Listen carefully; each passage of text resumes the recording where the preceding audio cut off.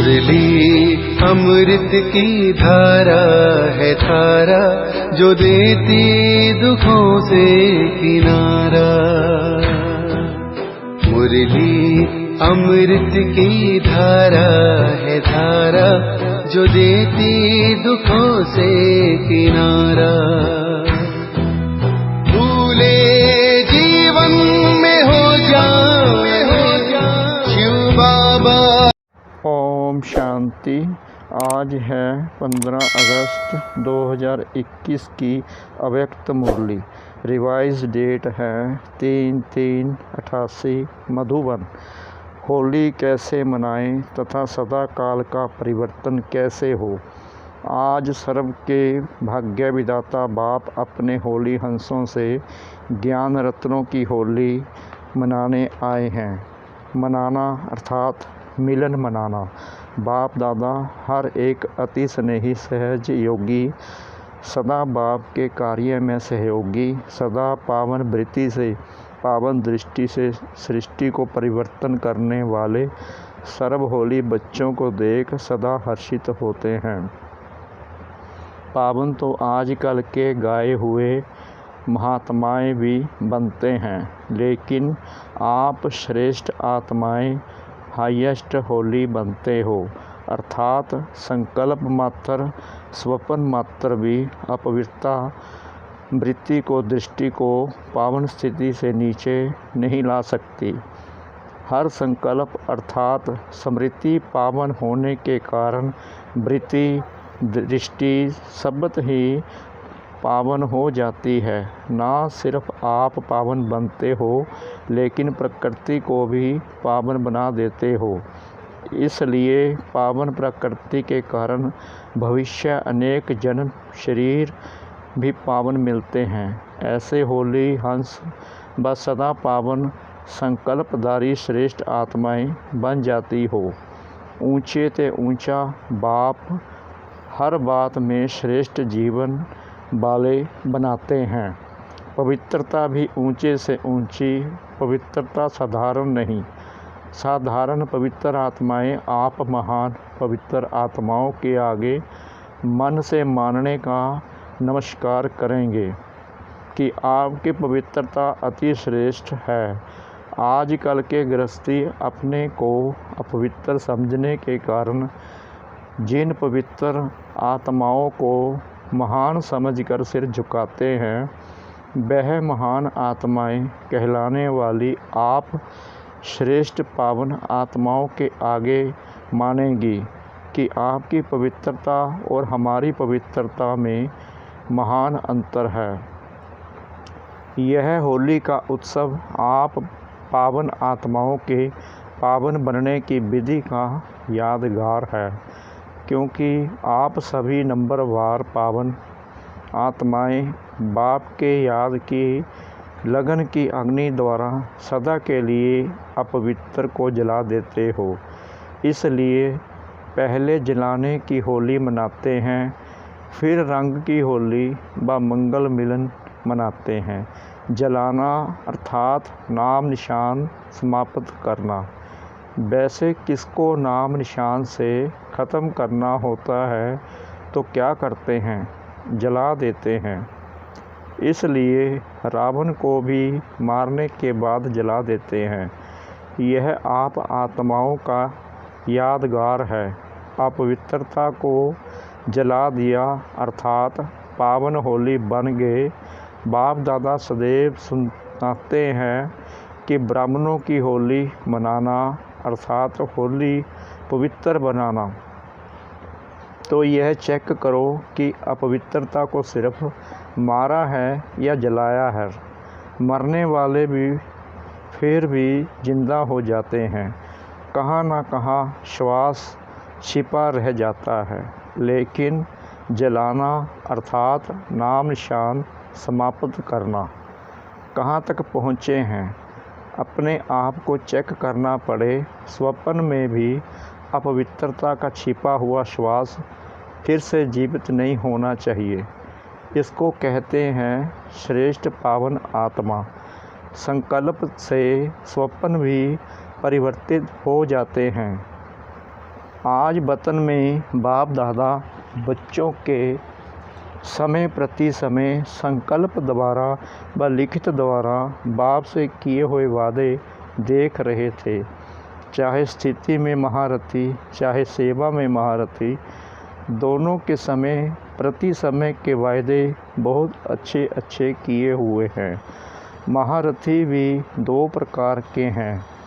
एक है अपने वरदान व वर्षे की प्राप्ति के पुरुषार्थ के आधार से महारथी, और दूसरे हैं कोई ना कोई सेवा की विशेषता के आधार से महारथी कहलाते।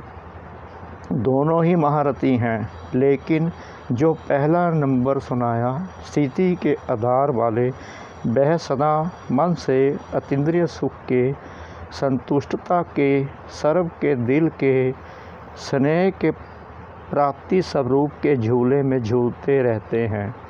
और दूसरा नंबर सेवा की विशेषता के आधार वाले, तन से अर्थात बाहर से सेवा की विशेषता के फल स्वरूप संतुष्ट दिखाई देंगे।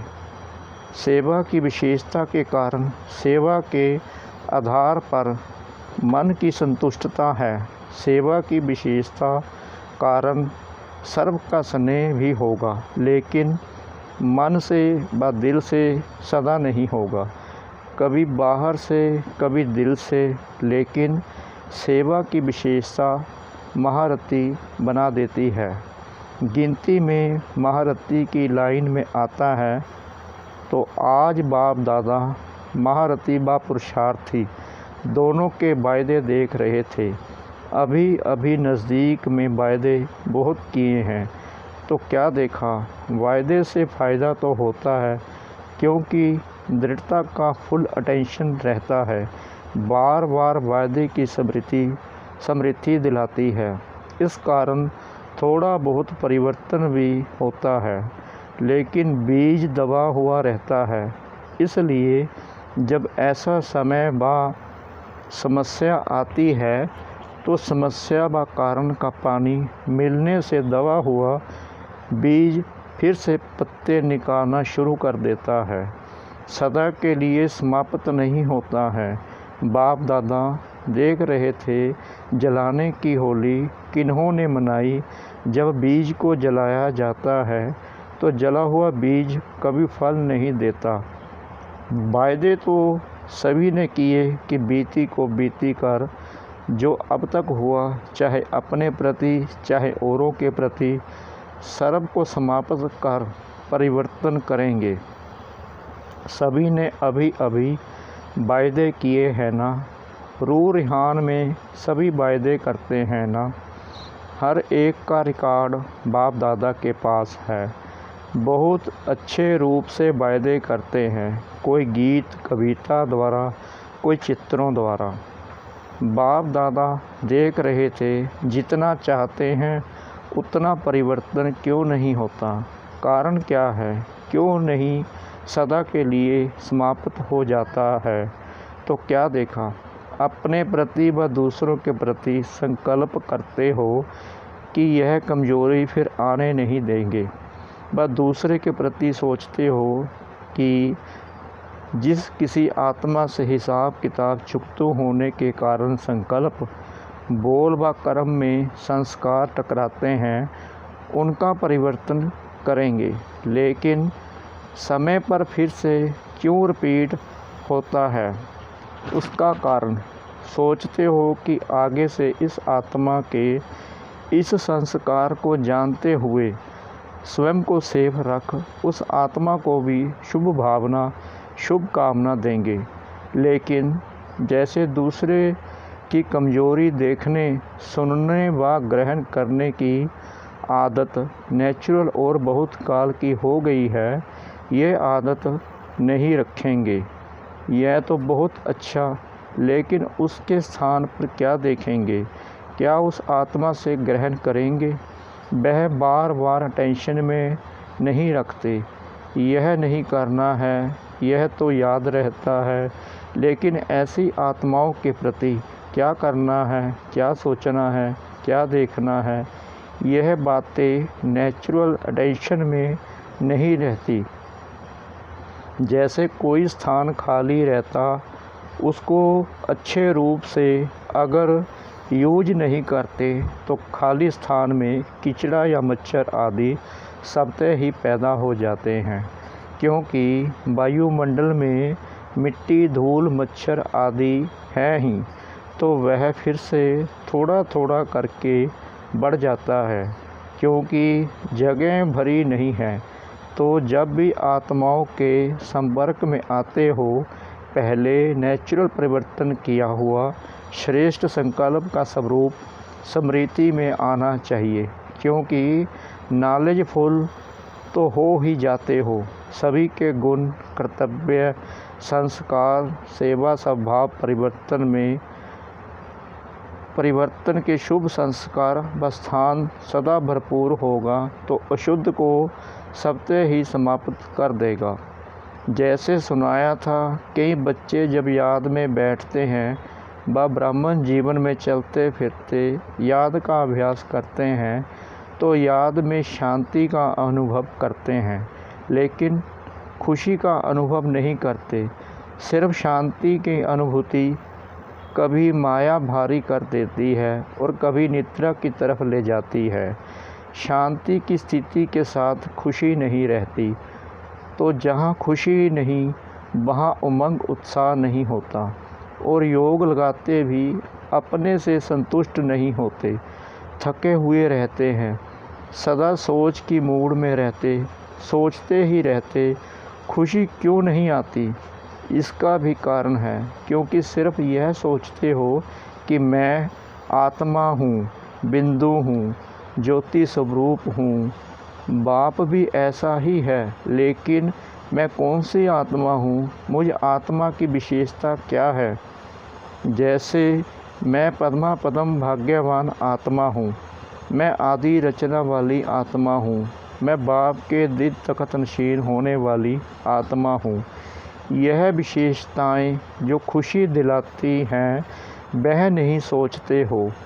सिर्फ बिंदी हूँ, ज्योति हूँ, शांत स्वरूप हूँ, तो नील में चले जाते हो, इसलिए माथा भारी हो जाता है। ऐसे ही जब स्वयं के प्रति व अन्य आत्माओं के प्रति परिवर्तन का दृढ़ संकल्प करते हो तो स्वयं प्रति व अन्य आत्माओं के प्रति शुभ श्रेष्ठ संकल्प व विशेषता का स्वरूप सदा इमर्ज रूप में रखो तो परिवर्तन हो जाएगा।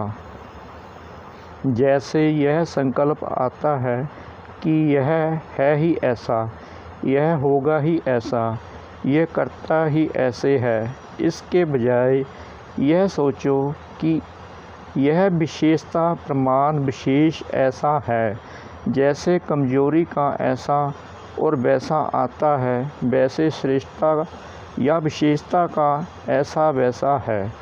यह सामने लाओ, स्मृति को, स्वरूप को, वृत्ति को, दृष्टि को परिवर्तन में लाओ। इस रूप से स्वयं को भी देखो और दूसरों को भी देखो। इसको कहते हैं स्थान भर दिया, खाली नहीं छोड़ा। इस विधि से जलाने की होली मनाओ। अपने प्रति व दूसरों के प्रति ऐसे कभी नहीं सोचो कि देखो हमने कहा था ना कि यह बदलने वाले है ही नहीं, लेकिन उस समय अपने से पूछो कि क्या मैं बदला हूँ? सब परिवर्तन ही औरों का भी परिवर्तन सामने लाएगा। हर एक यही सोचे कि पहले मैं बदलने का एग्जाम्पल बनूं। इसको कहते हैं होली जलाना। जलाने के बिना मनाना नहीं होता, पहले जलाना ही होता है, क्योंकि जब जला दिया अर्थात स्वच्छ हो गए, श्रेष्ठ पवित्र बन गए, तो ऐसी आत्मा को स्वतः ही बाप के संग का रंग सदा लगा हुआ ही रहता है। सदा ही ऐसी आत्मा बाप से व सर्व आत्माओं से मंगल मिलन अर्थात कल्याणकारी श्रेष्ठ शुभ मिलन मनाती ही रहती है। समझा? ऐसी होली मनाना है ना, जहाँ उमंग उत्साह होता है वहाँ हर घड़ी उत्सव है ही है। तो खुशी के खूब मनाओ, खेलो खाओ मौज करो, लेकिन सदा होली बन मिलन मनाते रहो। अच्छा, सदा हर सेकंड बाप द्वारा वरदान की मुबारक लेने वाले, सदा हर ब्राह्मण आत्मा द्वारा शुभ भावना की मुबारक लेने वाले, सदा अति श्रेष्ठ पावन आत्माओं को, सदा संग के रंग में रंगी हुई आत्माओं को, सदा बाप से मिलन मनाने वाली आत्माओं को बाप दादा का याद प्यार और नमस्ते। पर्सनल मुलाकात के समय वरदान के रूप में उच्चारे हुए महावाक्य। नंबर 1, सदा अपने को बाप की याद की छत्र छाया में रहने वाली श्रेष्ठ आत्मा अनुभव करते हो। छत्र छाया ही सेफ्टी का साधन है। इस छत्र छाया से संकल्प में भी अगर पाँव बाहर निकालते हो तो क्या होगा? रावण उठाकर ले जाएगा और शोक वाटिका में बिठा देगा। तो वहाँ तो जाना नहीं है।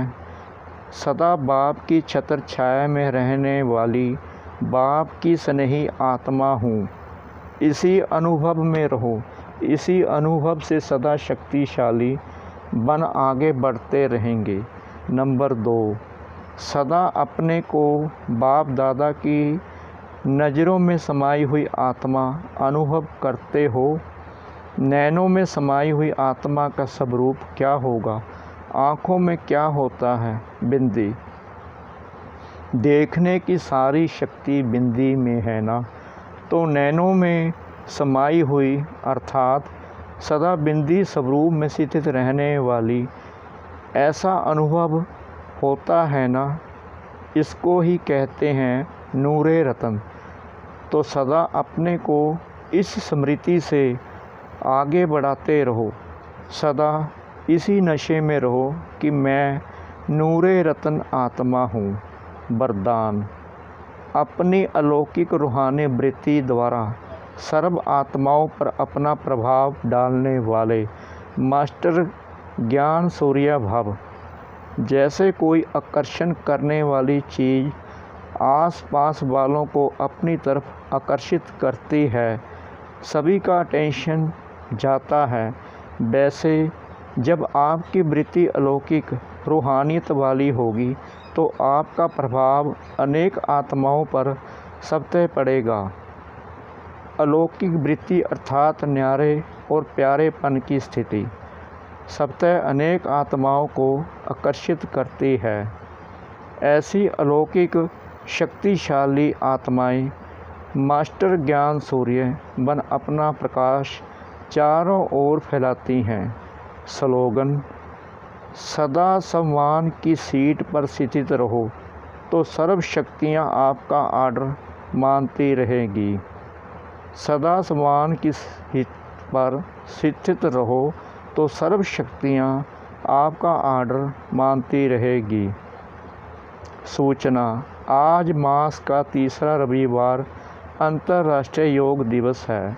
बाबा के सभी बच्चे सायं 6:30 से 7:30 बजे तक विशेष मास्टर मुक्तिदाता बन पुरानी देह और दुनिया के बंधनों से, पुराने संस्कार स्वभाव से मुक्त बन मुक्ति जीवन मुक्ति का वरदान देने की सेवा करें। ओम शांति।